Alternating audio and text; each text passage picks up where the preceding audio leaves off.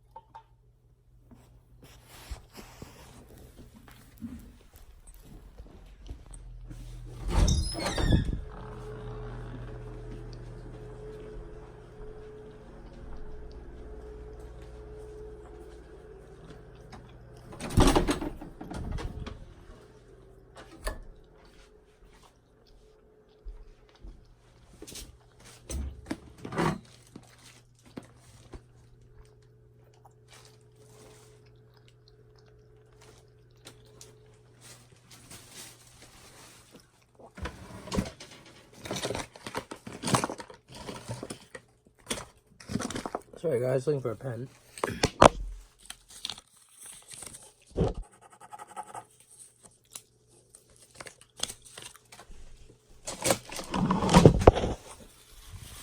going to write down some of the negative thoughts I have. I'll try to make them as sequential as possible, but I don't think I'll be able to.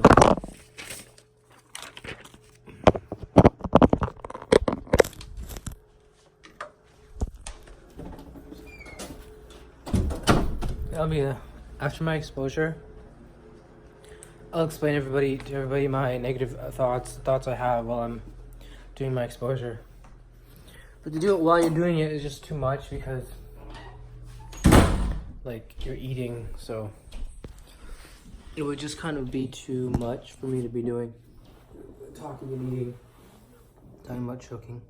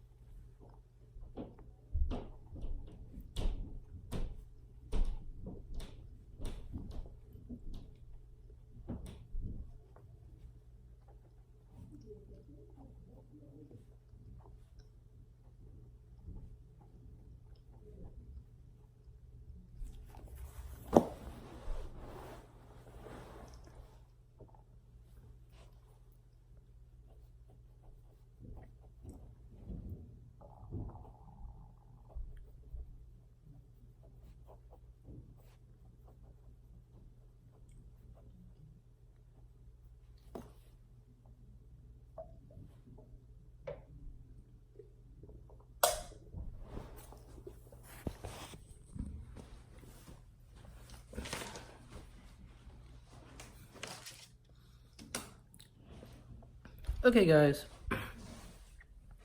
finished the exposure, so I'm gonna rate my anxiety out of 100. It's a 10. I'm gonna be honest, I felt like it didn't go down, but I felt like it hasn't been going up recently the past few days. So I would count that as a win for me, right? Because you're not getting more anxious. You're not getting less anxious, but when you have an anxiety level of 10 out of 100, I think it just has to do more with just doing the exposures over and over and over again on a daily basis in a set schedule, rather than anything to do with me not doing it right, or my anxiety level is just too high and I can't really deal with it. So I think I'm on the right track, and if you guys are following these videos and following along at home during the steps, you'll probably be on the right track as well too. Give me a moment now while I get in my car and I'll tell you my negative thoughts.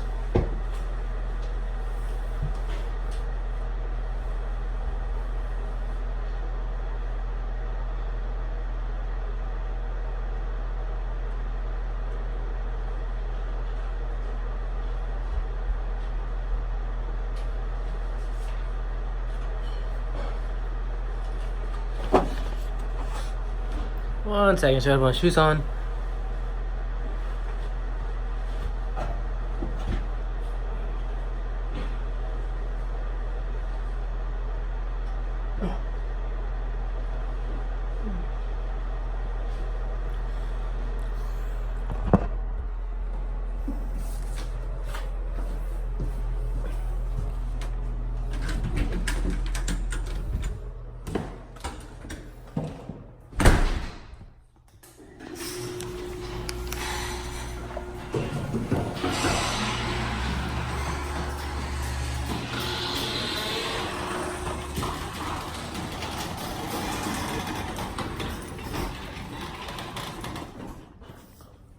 Oh, this is weird. Oh, there's my car.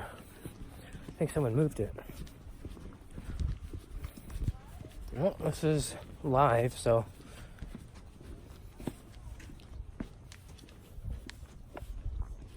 it's quite odd.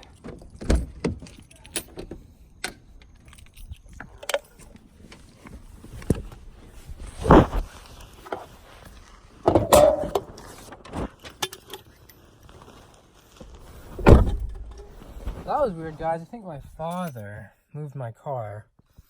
Don't know why. And that's one of the things having to deal with someone who doesn't really understand what OCPD is. This is just an aside. My father, he doesn't know really what OCPD is. In terms of like, I asked him to look up the next definition. He said he has, but it's very hard to trust him. So I don't know if he really has. Another thing is that he, for example, he would see my therapist when I was going to therapy, and I'm trying to hopefully get enough money to see that therapist again. But when we were going there, my therapist didn't really tell him about what OCPD is, as much as he just said, your son has like a sort of anxiety that, you know, it is called this. But I think he was smart enough to realize, my therapist, that there was no point in describing it to him because he's not going to understand it. But if you just told him generally, oh, he's of those with the depression, anxiety, it might be more helpful for me. So I think that means the job comes up to me to say, you know, whether the job comes to me to describing what OCPD is to my father, who doesn't know what it is. And I highly recommend using the internet to do this. because, as you know, one of the things about OCPD is the best way to describe it is as if autism and OCD had a baby, right? And this is just really, it distracts me. Like, everybody hates it when people move their stuff around. But with people with OCPD, they rely on their routines. So when someone moves their stuff around, it even hurts them more. It makes them more anxious and more annoying. It really does. It messes with their whole, like, you know, it's just annoying because I thought someone stole my car first. Then I thought maybe, no, first I thought, like, where's my car? Then I thought maybe my dad took it without letting me know. And then I thought, oh, did he take my cigarettes or did he take my weed that was in my car? So,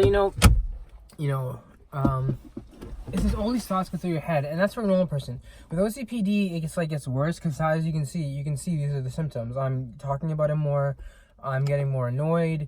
It sounds more annoying.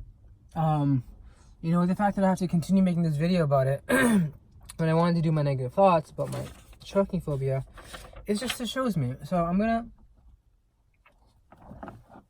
have a cigarette because I just can't deal with someone moving my car. I didn't see any reason why my car had to be moved. I just don't understand. And he couldn't have texted me or anything. Sorry guys, it's just annoying. It really is annoying when someone moves your stuff and you're not expecting it without them even telling me. I know it sounds reasonable. God, whatever, I made a mistake. But with OCPD, it just really annoys you. Because you like things to be the same. You like the routine. Not the routine as much as you like the rigidity and the no change and the order. Right? This is the order I go through. I get up, I'm doing my exposure videos, I go in my car, and tell me my negative thoughts. If that's being interrupted, so annoying. Okay, so what do we have here? My negative thoughts. First one is, so these are the thoughts, just to recap, that I was thinking, as best I can sequentially. Some of them aren't going to be sequential, because I forgot to get the paper. I consider this live. I'm not going to make a video again. This is live, all the mistakes. I forgot to get the paper, forgot the pen, so I did it kind of like after about 2 or 3 bites. I would say after 2 bites, I got the negative thoughts record. So, number 1, this is my medicine. Then, Let Her Go Passenger, which is a song by someone. If you Google it or YouTube it, Let Her Go Passenger is a really good song. I like it. It's very popular. It almost had like 2 billion views on YouTube. So then I was getting distracted. So then the next thought was, stay with it. Right, that's my motto with anxiety. It's my motto after ending my video. Stay with it. And I thought, I'm going to smoke weed. Okay, I don't know where this thought came from. I just felt like I had to maybe think it. I don't even know if I'm going to. Feels like I'm going to, but that's a thought that I had, so I wrote it down. Next, I'm choking. Right, obviously. I'm pretty sure that thought's going to be in every one of these thought records. Next one, Lady Blackwood. Okay, and I'll go, and you might think, what does that mean? And the one after will explain. Sabrina's show is cool because of how the girls dress. And then the next thought is related to that one, but that's kind of should be treated a bit separate, so I'll talk about that separately. Lady Blackwood is a character in the show Sabrina, The Chilling Adventures of Sabrina. It's on Netflix. So Lady Blackwood is a character on the Netflix show The Chilling Adventures of Sabrina. Amazing show, I love it. I'm like, basically not binge watching it, but I'm watching it as much as I can. And it's a really weird show. It has some controversial topics in it for sure. Like, it talks about witchcraft, anti-Christianity, anti-God. They talk about God as like the false God. They have a huge like statue of Bahamut. What's his name? Like the devil, Bahamut, or what is his name? Ball. He's got like the thing like this and like that. And there's like 2 kids with the wings. He's supposed to be the fallen angel in Christianity, who is the devil. So I thought it was a very odd show to actually have these controversies, but I'm digressing. Anyway, so I'm watching that show. That's what I was thinking about. And then obviously the next thought was Sabrina's show is cool because of how the girls dress. Because I really like the show because of how they dress. I really like the girls, how they dress. Like, especially Sabrina and her friend, I forget her name, Constance or Prudence or something. Okay, I love those what they're wearing. It seems so neat. Like the way Sabrina's belt goes with her ensemble. She has like a belt that just, I mean, sorry, her, or not her belt, her purse. It's like a red purse, and she had like beautiful clothes on, and her hair would be like this. I'm like, that's really cool. But then the next thought, there's always the downside to this, because then you get into the negative thoughts, and the next thought I think is, am I a pervert? That's the next thought I think. Like, oh, because they're like 16, 17. So like, am I sexually attracted to 16 or 17-year-olds, right? I think it has more to do with the fact that I haven't really been able to express myself as much, because I believe everyone has these thoughts from time to time. Am I a pervert? Am I a pedo? And it's good to write them down, because then you'll see how much they actually affect you. For example, the thought, I'm choking, or stay with it. I think they affect me more than the thought, am I a pervert? Right? So and also it might have to come down to my sexuality. I may be a bit influenced by my culture in terms of homosexuals are known to be perverts, promiscuous. It's always, even in this culture, they're a little like, it's okay, just say it for my kids. You know what I mean? So like, it's okay to be gay, but just not around my kids. Next thing. I'm the best, most protected Muslim in the world. That's the next thought I had. And I don't know if it's a good thought or a bad thought. I think it's a good thought, but it might be like delusional because I'm not. So it is delusional because I'm not. I'm not the best, most protected Muslim in the world. This whole idea of protection, it may go back to order. I'm not sure. Next one, stay with the anxiety. Okay. And the next one is, what is my anxiety level now? Yeah. Because I guess I was trying to think what my anxiety level is in terms of getting the number at the end, because I had 10 at the beginning. And as you saw in the exposure, I couldn't get more than 10 at the end. And I thought, well, you know, it's kind of like a plateau, which is a healthy plateau. I'd rather have a healthy plateau of 10 than a healthy plateau of 70, right? Because obviously there's no cure for OCPD or really, you know, I don't know. They're more like effective treatment methods. And this is one of the effective treatment methods you're seeing. So that's what I was trying to, I think I was doing that when I was eating or about to eat like the last 4 or 3 fries I had. I was thinking, should I, you know, like, what is my anxiety level now while I'm eating? You get it? Next one is, eat only 3 fries so I can be more mindful. So basically, I had, I think, 4 fries left. I thought, let's just eat the 4 fries, do the exposure, check the anxiety level down, and go outside and do the negative thought video in the car. Or the next part of the video in the car. And then I thought, well, if I eat 3 fries, then I have an opportunity to be even more mindful when I eat the last fry to see what my anxiety level will be. So I eat 3 fries, see the anxiety level, and then be as mindful as I can with that. If I'm still having trouble discovering what my anxiety level is after I've done the exposure, I'll continue the exposure by eating 1 more fry to get the most mindful as I can from my meal. So that was what I was thinking there. Next one is, I'm going to choke. So, look at that. I'm choking and I'm going to choke twice in my thoughts. The last time I did the video with the negative thoughts, I only had it once. Very interesting. Obviously, it's an automatic negative thought. It's not, you know, it's not real. It's obviously the crux of why I'm doing these videos, because to get to these thoughts, to kind of like bubble them to the surface like a boil, right? You need to puncture it to let the pus out. And I think that's what the thoughts are, the I'm choking thoughts. Now, the next one is the 519, which here I live. The 519 is a community center for the gay people. I've been there a couple times. I enjoyed it. And it was just something I think about. It's about an hour's drive away in rush hour traffic, so it's kind of not the most convenient location. But at the same time, it's something I need to do, and I need to do it more and more and more.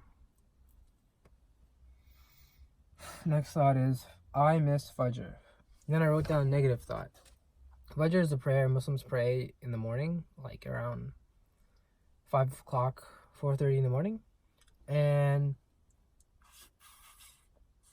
the whole routine takes about 10 minutes. From getting up, going to the bathroom, doing the ritual washing of your hands and face with water, and then doing the ritual bowing. It takes about 10 minutes.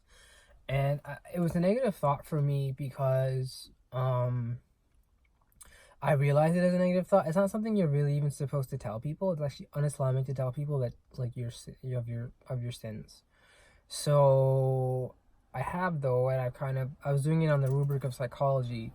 So I honestly, I can ask God for forgiveness and stuff. What I ask God for forgiveness, and I kind of just move on from that. And in terms of the thought I missed budget. Honestly, it's a negative thought. I don't want to get too much into it. Just to say that if you are a practicing Muslim or a Christian, you do something that you want to do. I mean, if you miss something that you want to do, like go to church, speak to your pastor, do something Christian, I don't know, volunteering, charity, and you don't let that thought get in your mind saying, oh, so now I'm a horrible person. I missed my obligation of religion. Because you're a human being, and you're gonna make mistakes. You're not, a prophet or God. You're gonna make mistakes, and it's gonna happen. So to beat yourself up over it, there's no point. You just, what you do is you just, say, God forgive me, right? Or in Arabic, astaghfirullah, whatever. I know Christians will always say, Jesus forgive me, Lord forgive me, and then you go back and you do it.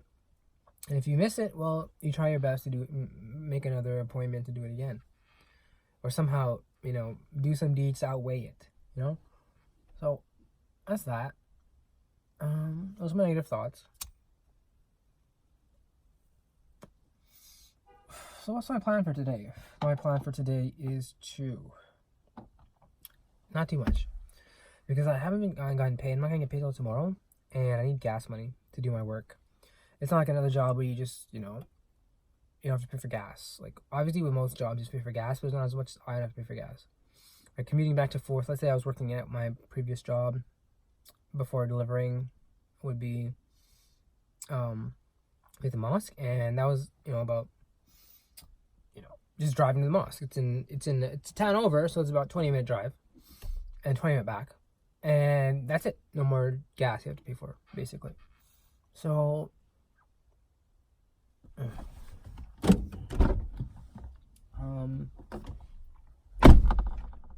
that's the thing with delivery driving jobs. They don't pay you for gas.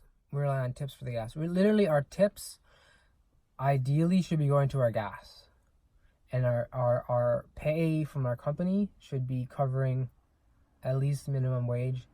I know you can get a lot more if you work in the busy areas. I know you get at least minimum wage if you do the delivery jobs.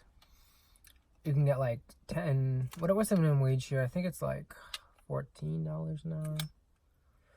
Canadian. So that's like 4 cents in American. And just enough to build our igloos. And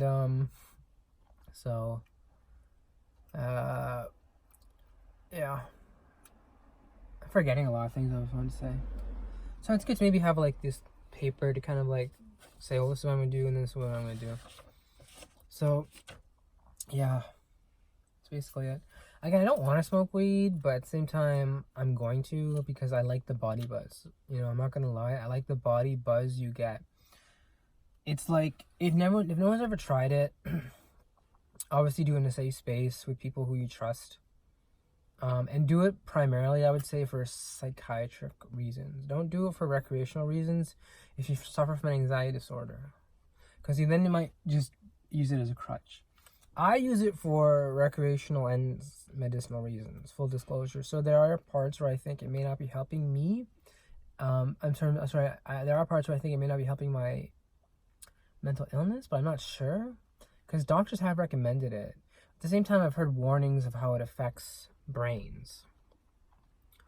But there's no doubting it does have curative properties in it, like cannabis. So I can believe it's well established. It helps with seizures. It helps with pain. If you have chronic pain, like gout, arthritis, more so like glaucoma or cancer patients dealing with chemo. It definitely increases appetite in people with cancer, I would say. In terms of my disorders, it more just gets me more to just go out and not be scared of my anxiety, because as I mentioned in my other videos, it makes me anxious. Smoking weed makes me anxious. So if you have the tools, remember, it's like a shooting game. You see the guy, you see the duck, duck hunt. You see the duck coming out, you shoot it. You don't put the gun down and say, "Oh man, I could have gotten that duck." You don't get scared of the duck. You shoot it. That's what anxiety is. I mean, that's what weed is. That gets me anxious. And you get the body buzz, you get the anxiety, then you stay with the anxiety, and it's almost like an exposure in itself. It's like mini exposures besides. But at the same time, it has very, very bad properties too. It's like I end up smoking too much to the point where I don't do anything else. So obviously that's something you don't want to do. Like, but I do know people who probably can function doing cannabis, but everyone has a different like brain thoughts when they smoke weed. So it really, you gotta go slow. You gotta go really, really slow with your dosage. I know you think it gets really deceptive. That's how weed is, right?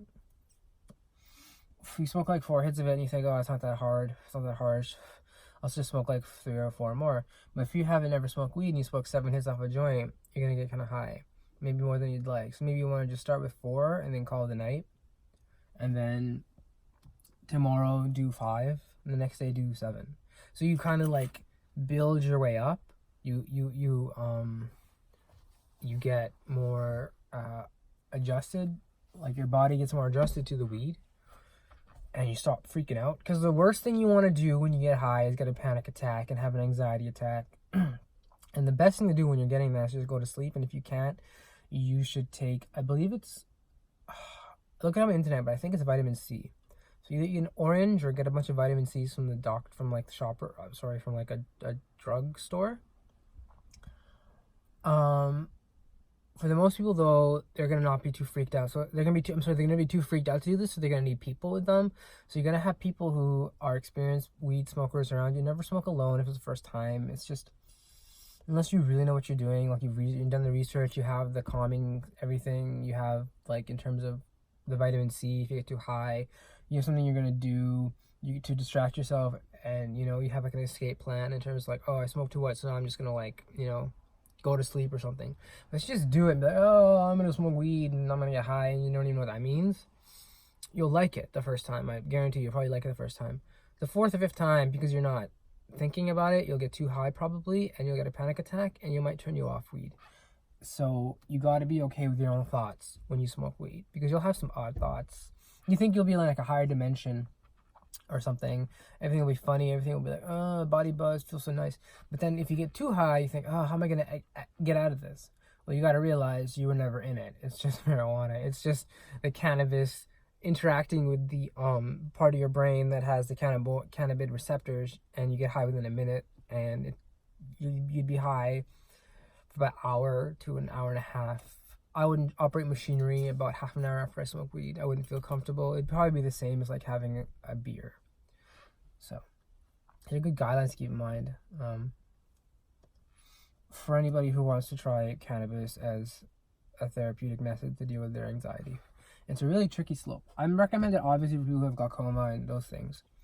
But for people who have anxiety, a lot of them, I think, they just think it treats their anxiety, but it's really not. And it's really just undiagnosed cannabis dependence disorder or a substance use disorder.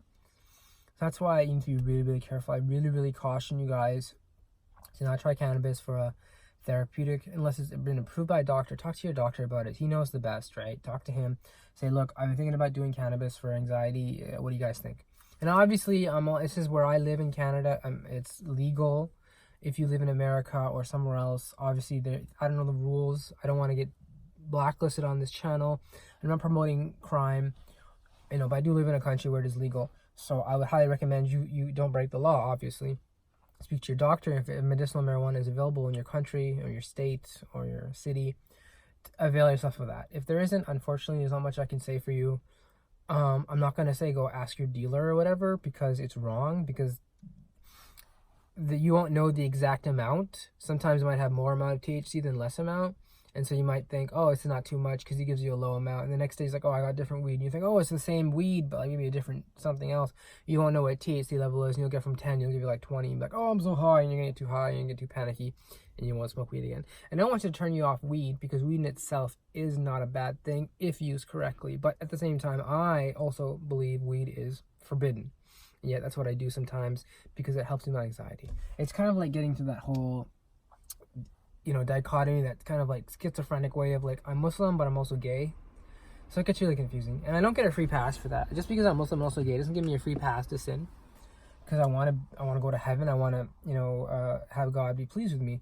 I also want to explore other options, and not in terms of judgment of God. I want to explore like ways that will allow God to be pleased with me, and also allow me to be okay with who I am. And I'm not saying God doesn't believe that, I shouldn't be okay with who I am, but I believe that this is like a struggle and a test, and it's like really the only answers lie with me. Just like at the end of the day, the answers lie with you. They don't lie with some doctor or anybody else, they lie with you. And if you take the proper information from, God, who I believe, God from the Quran, or if other people believe in whatever religions, you need to actually have a good relationship with your Lord before you really, have a good relationship with anything else, I would say. So that's that. I'm gonna just think what else. I don't know what else I'm gonna really talk about. I apologize, these videos aren't very professional. It's just me doing them. It's just me. They're professional. I don't expect them to make a lot of views, but if people do watch them and benefit from them, great. If they don't, well, that's unfortunate. But that's the thing with psychological videos on YouTube. There's so many. I don't really know how to network them. But if you do watch this video, please like and share and subscribe. That'd be awesome. Just to get the word out. Anyway, I'm gonna just smoke some weed now. Maybe I'll think about something. What I'll do now is smoke the weed and maybe explain to you how I'm feeling. Because I think the psychological part of the video is wrapping up. So I'm just gonna do something fun, something random, something that hasn't really been done before.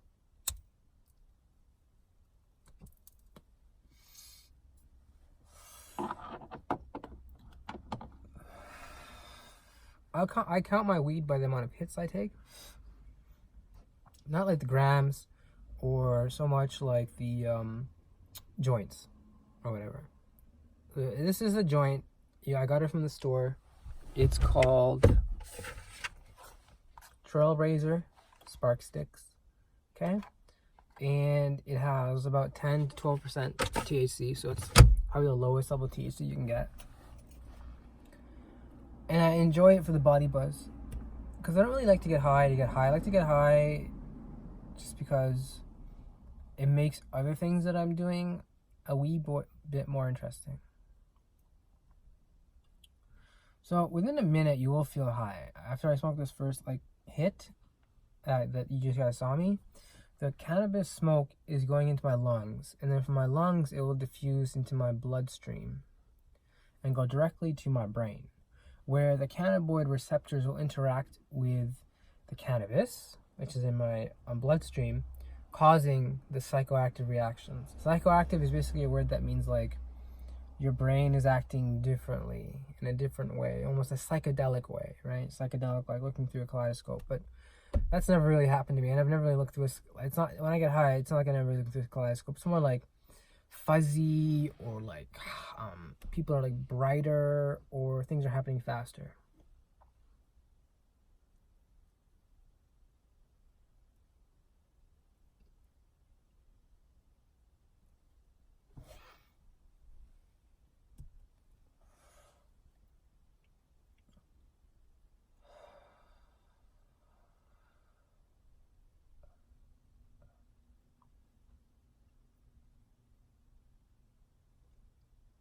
It's a really good weed though.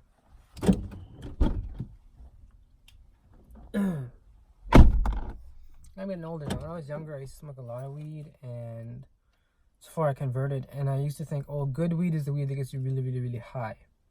Nowadays, once I've kind of had anxiety and been diagnosed with the substance abuse for marijuana, I think the weed that gets you really, really not high, but still a little high, is the good weed. My friends would call this swag. Swag. It's the dirt weed. It's like stems. It's low grade quality. It's just grown in dirt. And this is one of those things, in my opinion. It's not really, grown in dirt, or it's not low quality. It's low THC level. And we would always, when we were younger, we didn't know what THC level was. We would smoke high, low. We didn't know, you know what I mean? I remember there's this one weed, I'll never forget it. It was called Juicy Fruit. It was probably the best weed I've ever smoked. Juicy Fruit. It was probably high grade. It was at least 25% THC, okay? And just for comparison, this is 10%. The highest you can get at a dispensary is about 20%, right? Pre-roll at least. I think. I know. I think overall high you get like 20%. So we were getting some high weed. It was called juicy fruit, and it got some people high. I remember one guy even got like he was freaking out so hard when he smoked some weed. He was hanging out with us. Me and my friends were just hanging out. We were smoking weed, and then he smoked some weed. Went back into my house. He was watching TV, and he was just like, "Oh my goodness, what's going on?" There was like a painting on the wall of like some fruits or a flower or something. He was like, "It's moving. This is so weird." And I was just like, "Wow, this is really good weed," you know. But nowadays, you grow up and you realize that's not the good weed. The good weed is the weed that just kind of mellows you out. That still allows you to function, because you still want to function, but you don't really want to deal with some things. So you kind of just smoke the weed to forget those things for a little bit of time. Again, I don't endorse weed recreationally. It's no disclosure.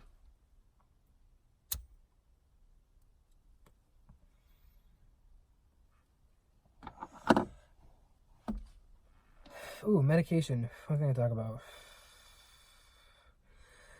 I don't like the medication I take, but I have to take it. It makes me really, really sleepy. I mean, really, really sleepy.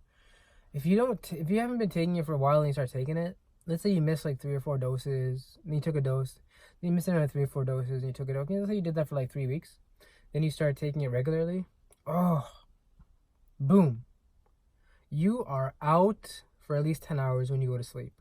It will literally be incredibly hard to get up to pray, because you would be out for 10 hours.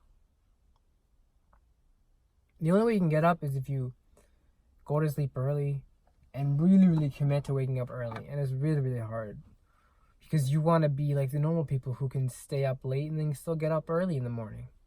But if you take the medication, you would be up. If someone like woke you up and said, wake up, and shaking you, you would get up. But every thought you would think would be, I want to go back to sleep. And half your body would basically be in pain from kind of moving around because they would rather be sleeping. And it's an annoying medication. It's called Seroquel, but it also helps with appetite. It helps my appetite.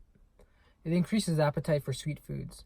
So then when I start eating sweet foods, it helps with the whole, while I'm eating, then I start eating and I can start doing more exposures. But at the same time, it's like a double-edged sword, or like a lesser of the two evils, rather than not taking it. So it's just something to think about.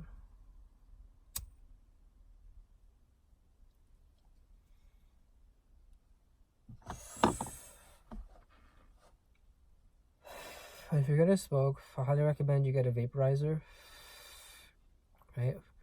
Like a dry herb vaporizer, not one for smoking. What do they call them? E-cigarettes? No. Get one for weed. They'll cost you about $150 to upwards of $300-$400, but they're really worth it because they're healthier for you. And I'll explain why. They're healthier for you because the combustion is gone. Here, when you combust the weed with the fire and you see the smoke, it goes into your lungs and it could irritate your lungs, right? But if you get a vaporizer, that whole process is eliminated. Instead, it's heated like through an oven, and there's no real flame. It's just through an oven has like these coils. The coils heat up the weed, burn the weed, and it's much healthier because there's less combustion going on. It's more just pure THC vapor you're inhaling. Not this is paper. I'm sorry, this is THC, but it also has, right, the paper and the ash of the burnt, which is burnt paper basically.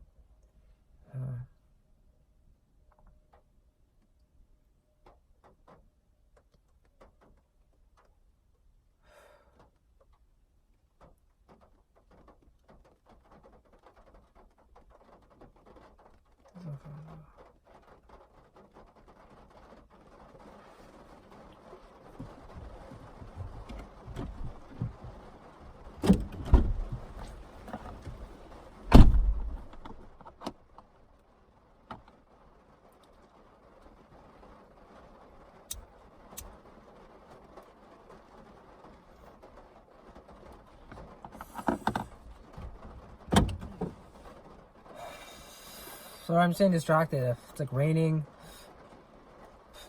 I wanted to smoke that last hit, but it didn't really get a good hit. So I lit it up again. Then I thought to myself, oh, is that the 5th hit? It should have been the one before. And I felt like honestly really, really guilty that hit. I basically smoked like 6 hits, but you know, I want to smoke 5. Could have been OCPD. Yeah, could have been on OCPD. But I just at the same time it's wrong to smoke weed. So maybe it's like, you know, I gotta kind of factor that into my decisions as well.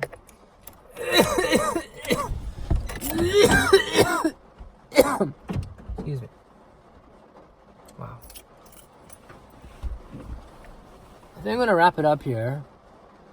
So again, if you're looking for good books to read about anxiety, go to your local bookstore and go to the self-help section. Any of those workbooks having to do with like for example, I highly recommend the OCD workbook. There's also another